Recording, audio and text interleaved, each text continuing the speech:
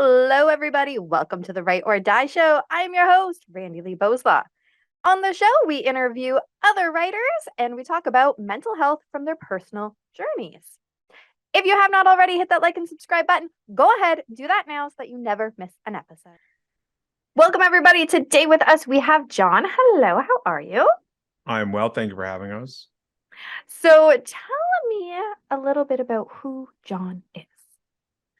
So, my name is Jon Katz. I am an online coach based in New York City, treating folks around the world. I specialize in helping people come to terms with trauma they experience as young people, issues around anxiety, depression, negative self-talk, feelings of low self-worth, problems with their body, overeating and being overweight. It's very common but very solvable issues. I went through all of this and more, and I was able to heal myself through a daily process of personal development that strengthened me from the inside out. And I've gotten to the point now where I am abundant enough and skilled enough to help others, and I'm on this path of healing, and writing is a big part of that. Creative free expression is a big part of that for me.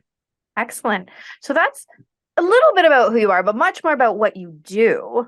So I'm going to dig a little deeper here. Who are you? So, like, you're a New Yorker. Yeah, I'm a native New Yorker. I'm an advocate for food rescue and holistic well-being. So, what is I food rescue? Sorry. Yeah, so New York City has a very big problem with food waste. New York City also has a very big problem with hunger. Over 1 million New Yorkers went hungry last year, while 1/3 of all food grown in this country was thrown out. Oh, wow. Yeah, one of the things that I am and what I do, and the two are somewhat synonymous. Yeah. It's like a double helix that kind of wrap around each other. Is I rescue food. I think that waste is. I'm not sure if the religious concept of sin exists, but if there is a secular concept of sin, and maybe if there is a religious concept of sin that does exist in the world, I believe that food rescue is a sin, or food waste is a sinful act. It's taken for granted in this country that we just eat whatever we want, throw away whatever we want, and the devil take the hindmost. So I am someone that believes very strongly that waste is awful, and so I've dedicated a large part of my life to stopping waste, getting wasted and wasting our time and wasting our energy and wasting our resources, but also wasting food.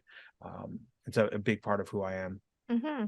Yeah, there's some company, or there was, that I heard about in Toronto, who was going to the grocery stores and the stuff that they were going to throw out because it was about to go bad, but it wasn't bad yet. They would go and they would take it all and they would bring it to like the shelter or whatever.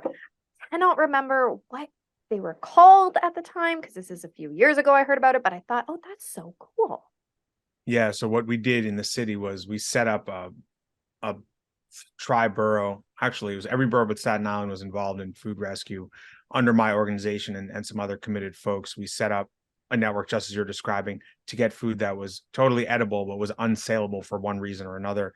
Oftentimes food is simply misdelivered. So you work for grocery store A or grocery chain A, you receive grocery chain B's pallet, and because of insurance regulations, the wholesaler can't pick it up because it was handled by the receivers. And so in the system that we live under, the laws would say, well, you have to throw it out, but no. So we rescue that stuff, and it hasn't even been touched. It hasn't even been opened. And then obviously there's the things like you're describing. The bread has a best by date of Monday, but it has a sell by date of the preceding Friday because folks need a couple days to eat it fresh. So it gets thrown out. Well, what about Saturday and Sunday? Fresh bread is going to be consumed. So we rescued that. That's so cool. Yeah, that's definitely a double edge what you do and who you are, because that speaks volumes about who you are. 100%. I mean, not to be too reductive, but I do believe that a person, at least in large part, is their habits. Yeah. The way what we do in our daily life really constructs who we are, and then who we are constructs kind of what our habits are. When I was sick and extremely overweight, I had the habits of a very anxious and depressed person. Those were the things that I was doing. I was doing things that an overweight, anxious, and depressed person did, and thus I became one, or I was one. And when I changed my habits and I changed the way I ate, I changed the way I thought about myself, I changed the way I treated myself, well, then I became a person that cared about themselves in a completely different manner. That's awesome. And we're going to talk about that right now. So start your story wherever makes the most sense for you. Upper West Side of Manhattan, great place. too many writers. You throw a stick and you'll hit at least 5 writers. It's a very literate part of the world, based a lot of the Jewish diaspora before and after the war settled in New York City, and a lot of folks made their way to the Upper West Side. A lot of these folks were involved in culture and arts in the old country or developed that skill set in this country. So it created a fertile cultural ground for me to grow up in. I was lucky enough to have some distant relatives that were very, very heavy into the arts. Oh, good. They acted sort of as surrogate grandparents when both of my biological sets of grandparents were in Florida. And they raised me in a cultural area. So I had a heavy cultural exposure from a young age. I learned to read, if you believe my parents, somewhere between the ages of 2 and 3. I believe I was writing shortly. I was writing shortly thereafter, and books were always around. My folks had subscriptions to good magazines, Newsweek to start, eventually the New Yorker, and I fell in love with the written word. I was, there's lots of family lore about me staying up late reading and always reading and stuff. And books were provided a lot for me. My family life wasn't super stable. There was definitely a lot of chaos in the home, and books, and to a later on, to a lesser extent, cinema and music provided sort of a classic escape for me to exit into. And then out of the house, I was exposed to a lot of museums and various cultural things by my immediate family and my surrogate grandparents that I mentioned. And this just gave me a lifelong love of the written letter. And went through the school system, went to college in New Orleans, and was sort of at a crossroads following that. I got into farming. I took a couple trips around the world doing local farming on small scale agriculture projects around the world, essentially trading my labor for it was great, for room and board. And so I had this dual learning situation of hands-on agriculture work and also travel, but I was definitely running for myself. It was a lot of unresolved baggage back in the States. I mean, there's no one that's wandering around the world for years that isn't running from something or someone. And I was running from myself in a very real way. A lot of people that are constantly on the move, they can't really be at ease, sit still with themselves. And I was too blind to see at the time, but I definitely was running for myself. And I think that's, yeah. Sorry, not to No, interrupt, but I am. please interrupt. Yeah. But I am. I think that's what a lot of people do is they think, okay, if I move to wherever, things will be better, but you bring yourself with you. So it's not going to work if what you're trying to get away from has something to do with baggage that you're holding on to. Oh, it's patently absurd. Wherever you go, there you are. I've traveled less in the last 2.5 years since I got healthy than I did in the 25 years before. And I've traveled more inwardly. I got healthy in a 350 square foot, 1-bedroom apartment on the 5th floor of an old tenement building on the Lower East Side. Not the place I'm in now. I own this place, but this is a really not great rental, and that's where I decided my life was worth living, and that's where I learned more about myself than anywhere else. Barely leaving. I would work out in my place. I prepared all my meals in my own place. I would do calisthenics on the sidewalk, nothing but me and a bunch of LES junkies, heroin addicts getting high right in front of me. And I learned more about myself. I traveled farther inward than I had when I was gallivanting around the South Pacific or backpacking through Europe. You take it all with you. Whatever you have, you take with you. If you're anxious, you're bringing that anxiety to the next time you see someone. If you're abundant, you're bringing that abundance to the next time you see someone. If you're scared, you're bringing that to New Zealand. And I definitely did. Yeah. My brother, when he was alive, he moved out west, trying to, again, escape his circumstances, and the people that he knew and his addiction, but his addiction was a part of him. So when he went out there, it didn't really fix it the way that he, I guess, was hoping. He ended up coming back because, again, if you're just with yourself and you don't look inward, the same problems are going to start happening. There's no external solution for an internal problem. And I say that because for 20 years, I sought external solutions. I thought that if I could just sleep with this person that society says is attractive, then I would be granted some reprieve for myself and my feelings of low self-worth. So I attempted to engage with as many people that society would say is attractive as possible. If I just did these number of drugs, then I could have this temporary escape from myself through these feelings. If I could just achieve this level of people telling me that I was good, then I would feel good. If I could just go to this place and be perceived as this individual that traveled, then maybe I would be able to escape myself. It's nonsense. It's not possible to escape a problem that you carry within. It isn't. And Yeah. that problem is there to stay unless you work on it, unless you work through it.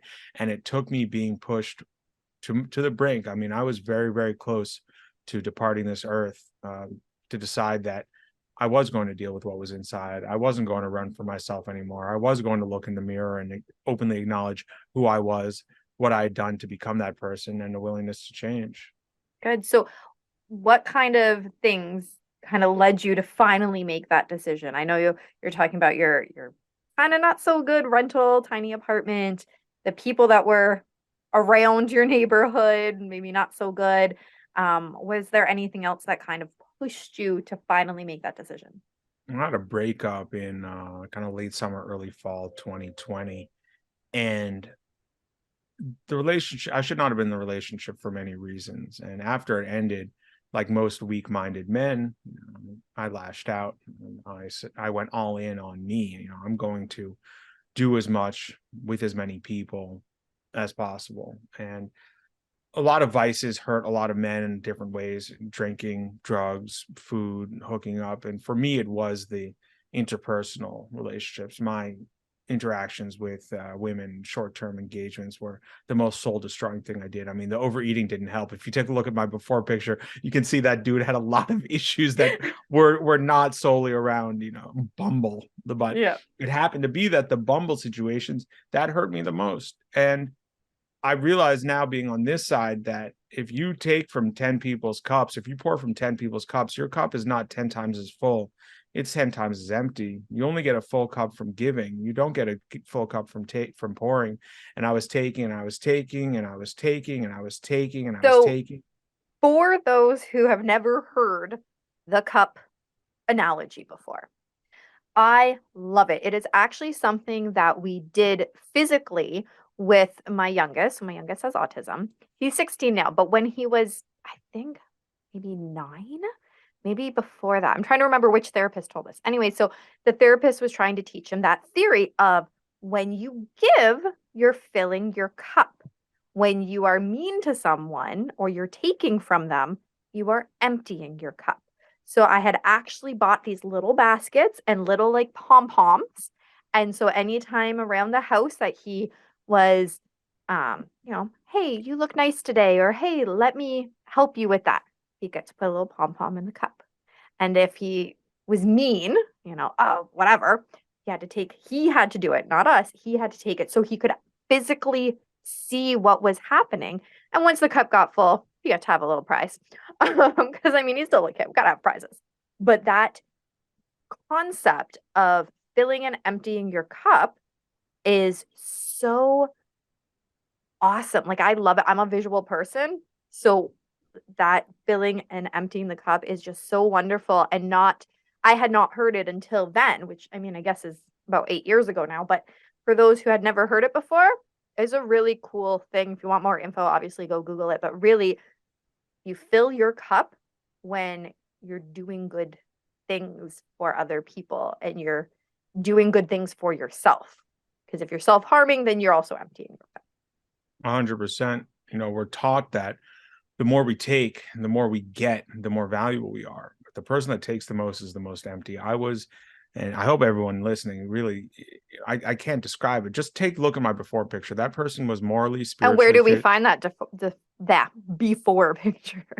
That's on my IG page All at right. NYC Foodways. But There you go. one can look, I can look. I walk down the streets of New York City all day, every day, and I can see which person has given to themselves and the universe to the greatest extent they can, or at least is heading in that direction. I can see which person has taken. It's very clear within 30 seconds of meeting you. I can see if you have sought to fill your cup from others, or if you have sought to fill the cup of others with yourself. I was empty. I was hollow. I was a shell. I had taken and taken and taken, and I considered taking my life because I was so empty. I had taken so much from so many so frequently and felt so empty I didn't think it was worth being around. And until I started giving to others, which was only possible after I had given to myself. No, not taken for myself or taken from others to myself, but given to myself, that I was finally able to begin to give to others. And that's when I began to become whole, and I began to start to have the inklings of beginning to figure this whole thing out, because nobody has this whole thing figured out ever. You either trying to figure it out and then you expire from this plane of existence, or you are in denial, not trying to figure it out, and which is what everyone does, and then you expire from this plane of Yeah. existence. We all end up the same way. Which the system will never tell you. They think, with enough Juvederm and plastic surgery, with enough money and enough yachts, you will live forever. I mean, this is absurd. The pharaohs built pyramids, and the pyramids are crumbling, but they did a pretty good job, but they're not alive. And they were planning, they put that for the afterlife. Like, Bezos's yacht is not going to bring him to heaven. Like, these things aren't going to carry us forth. So my philosophy and the way I live my life now every day is we really must give of ourselves to the universe, and one can only give to the universe as much as they've been able to give to themselves. So your ability to love others is parallel to your ability to love yourself, and your ability to love yourself is parallel to your ability to give of yourself. When I did not like myself, or I could not love myself, when I looked in the mirror and did not like what I saw, how is it possible to love something you don't like? It isn't possible. Yeah. So once you hit that point where you're like, I'm either going to be gone or I'm going to do something, what was the first step that you took? I reached out to a coach. Results matter. In fact, results are pretty much the only thing that matters. If someone calls themselves a writer or an artist or anything, if someone calls themselves anything, and you say, okay, may I please have proof of you being this thing that you claim to be? Let's leave writing and art aside. If someone says that they are a construction worker, okay, can you tell me which building you've worked on? Well, I haven't really done it yet. Okay, well, then you aren't that. So I was looking for someone that had been in an extreme state of negativity and was no longer in one anymore. And the person that I found is an online coach who had been in an extreme state of negativity and was no longer anymore. Better, he had coached others that were suicidal, overweight, drug using, anxious, depressed, and were no longer anymore. So not only did this person have results for himself, he had results for others. And to me, that's trust. I only really trust people that have real proven results. If you're talking to me And about, this is why we like reviews. I know that's a little like self-promotion there, but like any author, we like reviews on our books because it's proving that what we say we wrote is as good as we say it is. Just saying, give us reviews when you read the books. Keep going. yeah, Just no, gotta no. throw that in. That was the first thing I did. I said, okay, my life is worth living. Let me find someone who thought his life wasn't worth living, and now is, and who has found other guys there. Or a good coach doesn't tell you what to see. A good coach shows you where to look. I needed someone to show me where to look because I was blind. I did not have eyes to see. My third eye was closed. My vision was blurred. I could only see what was directly in front of me. I was unable to perceive anything that I couldn't visualize. I was, the idea of the eye as a window to the soul is such an apt one. If you are using your eyes to see, you are not looking in the right place. It has to be a total perceptive vision. And this person had one for himself and others. And I signed up with this coaching program. I was given a specific custom macronutrient plan, carbs, fats, and proteins, and workouts. I had never worked out a day in my life. That's something I want to stress to everyone listening. You're hearing the voice of a 37-year-old man who's in shape, who before he was 34 and a half had never worked out once. And one of the most common excuses I get, because I do, your vibe attracts your tribe. I do often hear from folks that are not maybe the most physically gifted, as I was, who had no idea how to eat, as I did, who don't like going to the gym, as I didn't. I loved saying this: I'm not a gym person. By the way, I work out every day, and 3 to 5 times a week, I do a second workout. So like we talked about before, we are what we do. So when I wasn't a gym person, I didn't go to the gym. Now I'm simply a person that works out. You can label me as you wish. And so my coach hooked me up with Sorry, I'm going to interject. I like that wording because so I did kickboxing for 10 years, national champion, world kickboxing. Oh yeah, the whole 9 yard. we got to meet next time you're in the city. We'll go to my. I train Muay Thai. I have for a couple months on. That's Yeah, yeah. amazing. Yeah. That's amazing. Right. I haven't done it in about a year because my back kind of went, but I'm working on it, trying to figure out what I can and can't do. But I'd go down to the gym down the street, yeah, that direction. Um, and now when I go, I'm like, oh, there's so many people. And in my head, it's, oh, I'm not a gym person. Like, because that wasn't my space even before. Because the gym that I went to before, the kickboxing is totally different than a gym with weights and all that stuff that I need to go to. And physio says, do this, do that. But that mindset, that change in how you talk to yourself, that is key. If you're saying, you don't have to be a gym person, but I am now a person who works out. I've been going to Aquafit. Love it. So much fun. I've been doing Pilates now because I'm trying to find the things that my body is allowing me to do in hopes of one day still kicking someone in the face. Um, so Yeah, yeah, it comes down to being honest. Does one want to have good mental health? Well, if the answer to that is yes, then you better be doing something physical. I don't care if you're a gym person or not. Guess what? I'm still not a quote unquote gym person. I work out in my house every yes, day.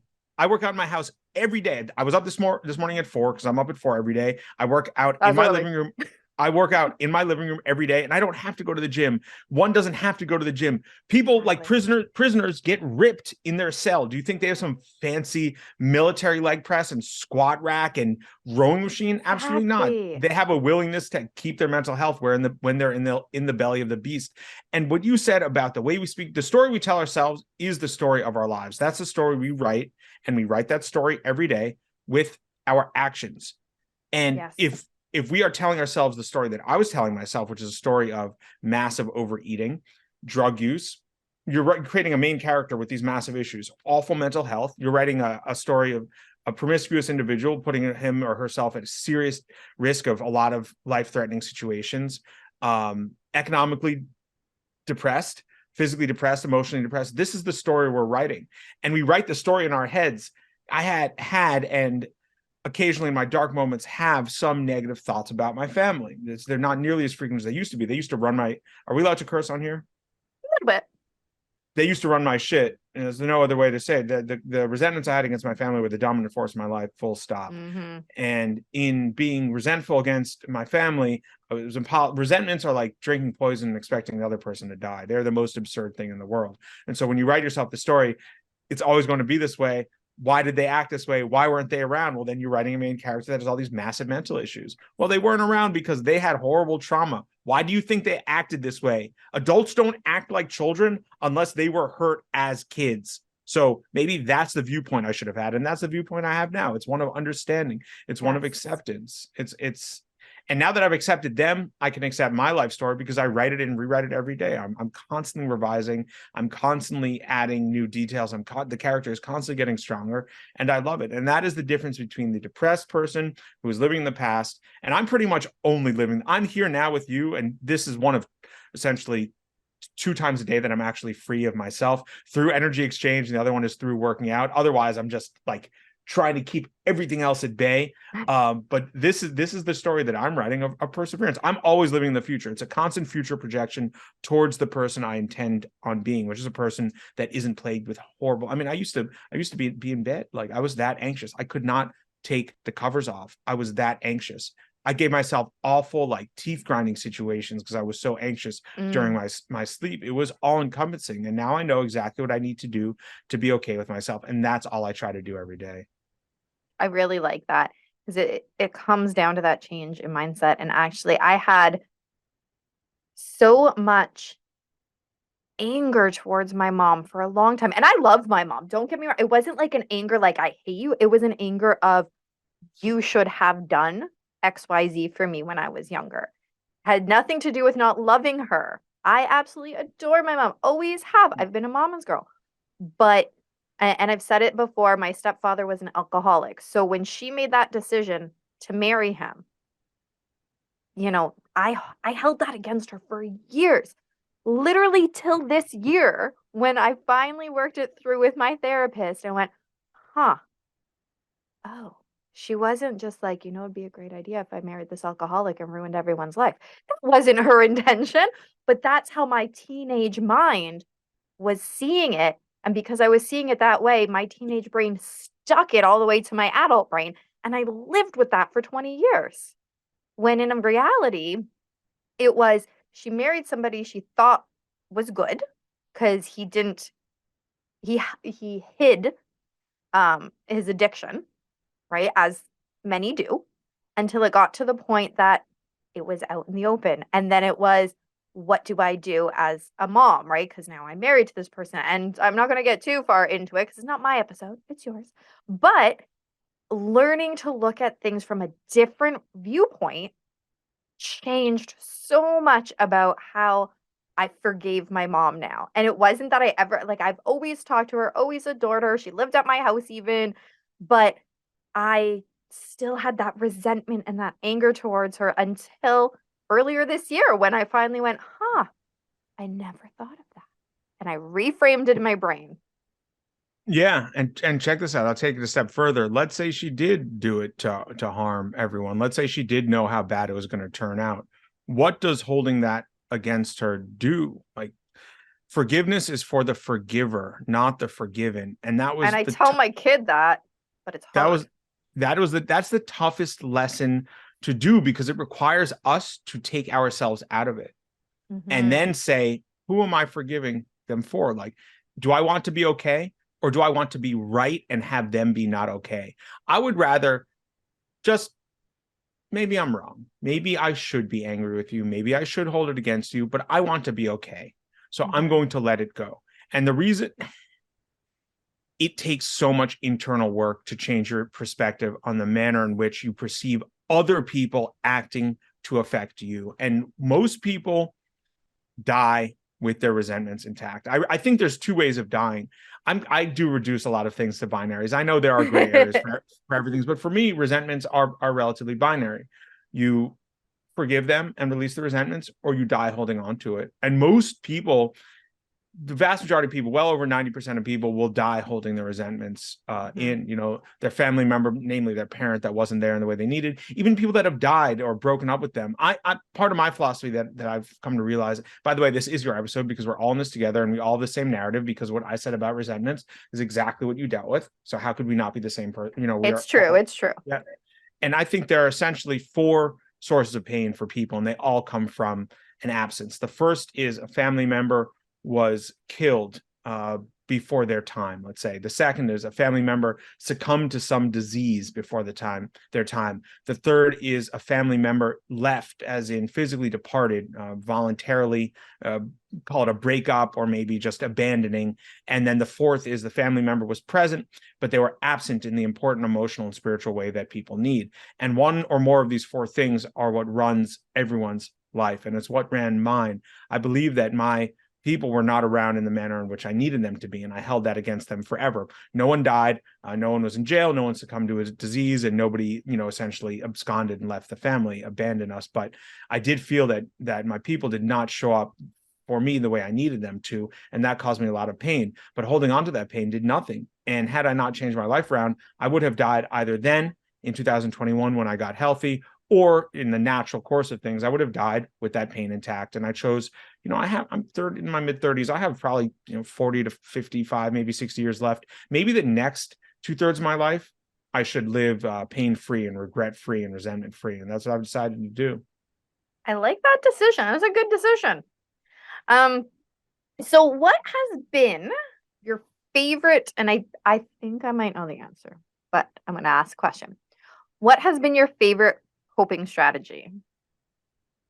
Best coping strategy is to simply project towards the future, to deal with what negativity is in the present by gazing at your life as it stands is a fool's errand. The best coping strategy is to raise yourself out of your current position so you can accurately examine your problems as something below you. When you think of your problems as something above you or at eye level, they're going to destroy you. When you think of your problems as something below you, as something petty, inconsequential, because we're all going to leave this earth at some point, that is gratitude, you see them accurately. And in order to enter a state of gratitude, you have to give yourself challenge and overcome it. You're grateful when you say, oh gosh, let's say you're running late and the train is 2 minutes late as well. I'm grateful that this potential negative thing has not come to pass. So I feel grateful for a moment. I'm thankful for my existence. I'm thankful the train showed up on time. If you're in a negative state as I was, and you're not doing anything to raise yourself out of that state into a state of gratitude through working out, through intentional nutrition, and through not using vices, then that's how you become grateful. When I wake up early, it is a clear sign to the universe that I'm grateful for my existence. If I was ungrateful, I would be taking as much sleep as possible. When I eat intentionally, I show the universe I'm grateful for my body. If I was just taking as much food as I wanted, then I would be showing ingratitude. When I choose to work out, I'm showing the universe I'm grateful for my mind and body by giving myself good mental and physical health. So the coping strategy is walk in alignment with your conscience. Do things that build you, so when the problems enter your life, they don't destroy you. I like it. And so now, where do people get what you've written? Tell us about So it. every day I write a message to the world on my Instagram. It's a in-depth Instagram post, generally some coaching or cultural discussion. I've also written 75 YouTube episodes. The first 50 something were on food and culture. So discussions of New York City places of note, discussions of books I adore, discussions of film I adore, a lot of philosophical musings, existence, a lot of it's kind of my personal, not kind of, it is my personal existential philosophy. Those are musings, so some personal musings as well. And then around the 50 something episode, I experienced the greatest blessing of my life, second greatest blessing of my life after getting healthy. And the second greatest blessing of my life was lost my home in a fire. There was a pretty catastrophic apartment fire that destroyed my home and everything in it. And this is a great gift because it made me extremely grateful for what I had: my life, my body, my soul, the only three things that matter. And after the fire hit, I started writing differently. I started writing a bit more harder edged. And so I wrote about 25 episodes more focused on personal development and living every day to the max. And those are all on my YouTube channel, also named NYC Foodways. Excellent. And we're going to stick the links, of course, down in the description below so people can easily watch them, listen to them, and go on the Instagram and read all of that information. So obviously that's where we also follow you, but is there any other places that we should be going to follow you? No, those are my main sources of dissemination of my writing, my philosophical spirit. There's a fair bit of art. I'm extremely into art. I've had a lot of art commissioned. I'm heavy into music as well. There's some time-lapse digital art that I put together on my YouTube channel, and folks that are into that, I view art and pain as two sides of the same coin. I view art as an externalization of pain, which is a positive sense, which is why so many artists are in pain. It's the way that we're able to externalize things. And people that have artistic bent and keep it in is why they're so in pain. I never thought I was good enough to put my writing and my art out there. Now I know that I am great enough to put anything I have out there, and it's in expressing it that one finds greatness. And it's crazy. I just want to bring up one thing, if I may, before we wrap. I wasn't intending on finding this today, but I found a long video, or a video interview of David Foster Wallace, Suicide, as we all know, from 2003, where he was discussing American culture and consumerism, and it brought me to tears. If we're on a writing show, I have to talk about it. He probably more than any other writer impacted me before and after his suicide, because I read his big book far before he killed himself. But I was watching a piece with him, and it brought me to tears. You can see how much pain he was in, and you could see that in his writing and just in that interview, he was able to externalize it. The message I want to get across to all the viewers and listeners is that if you are in pain, and there is a way to externalize that pain without hurting yourself.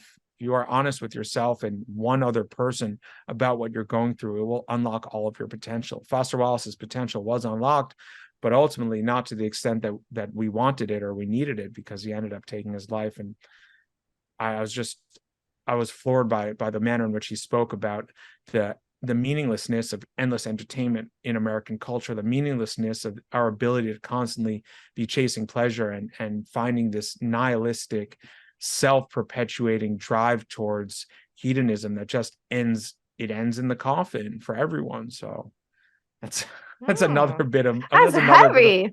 it should be heavy. This is real this is real stuff. I mean, this is people playing jokes, you know. You've been through it, Randy. You've been through it. You talk about it, you Yeah. know. I didn't take it there, but like, people need to understand this is not a joke. I used to have all these jokes. I was the dude at the club. I was the man making jokes on a quarter ounce of mushrooms, high as a kite on coke, half a bottle of gin in the system, trying to do whatever I needed to feel good in the moment. That's a funny game. Then you wake up in the morning, the worst anxiety in the world, wondering why you were put in this body, this fat body that you hate yourself. I know how serious this is. This is serious business. Oh yeah, it is. And that is why it's so important that we talk about it, because, and actually the person that I just finished recording with before you, we talked about this a little bit. When we don't talk about it, we're essentially telling the next generation, don't talk about it. And then we just continue that cycle. Yeah, well, the cycle ends with me and you. It ends with this episode and all the other good stuff you're doing. It ends with all the stuff that we're both doing. And then our life ends, and you and I will be able to rest knowing that following our trauma, we did every single thing we could every day in order to ameliorate the trauma of others. I don't know what other responsibility there is for a grown human. And that's why I'm super happy to be here. And I really appreciate you taking the time to speak with me. And I like that we have done everything that we can to help the next people in the future. And the nice thing about the internet is now this is out there forever. So, any last words to share? You're not alone. We are all in this together. Your pain is mine. No one suffers alone and no one survives alone. I'm here for you. I needed someone to be there for me when I was not there for myself, and I can play that role for you as well. Excellent. Thank you so much for sharing. My pleasure. As always, thank you so much for the amazing guests that we have on the show. Be sure to check out their links down in the description below. If you want to support the channel, go ahead and check out our merch store. We've got some very cool things on there. That's my favorite. Sorry, I'm busy ending the stigma. But there's some other very cool designs. 10% of the proceeds always goes back to the Canadian Mental Health Association. Be sure to follow us on Facebook at RB Media, because we have some great new shows coming up and you never want to miss any of those episodes. And remember, the only way to end the stigma of mental health is to speak openly and honestly. Bye.